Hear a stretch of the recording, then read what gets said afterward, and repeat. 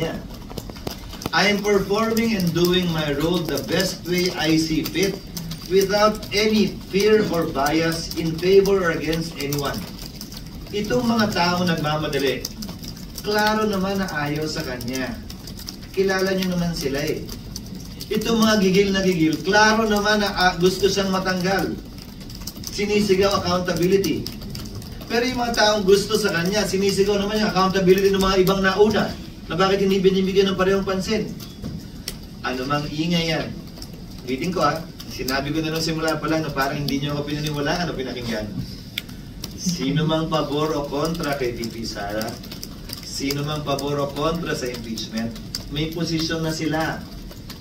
Hindi ako magpapadala sa kanila. Sinabi ko na yan noong Pebrero pa. Gagawin ko kung ano ang tingin kong tama at kung ano ang gusto ng Senado na mapagbobotohan namin. Hindi dahil gusto nung ayaw kay VP Sara. Hindi dahil nagmamadali yung may ayaw kay VP Sara. Kaya nga ang simbolo ng hustisya ay babaeng nakapiring. Wala dapat kinikilala, walang tinitingnan, walang tinititigan. Pantay dapat ang pagtrato. Kaya nga sinasite ko sa inyo yung kasaysayan ng impeachment noon. Ganon ang ginawa noon, ba't babaguhin ngayon? Yun ang president ng Senado. Yun ang naging kasaysayan at pinagdaanan ng Senado. Ba't biglang babaguhin yan? Dahil lamang sa mga personalidad na involved? Hindi ba dapat sino man ang personalidad? Kung ano ang ginawa ng Senado noon bilang president, yun pa rin ang gawin namin.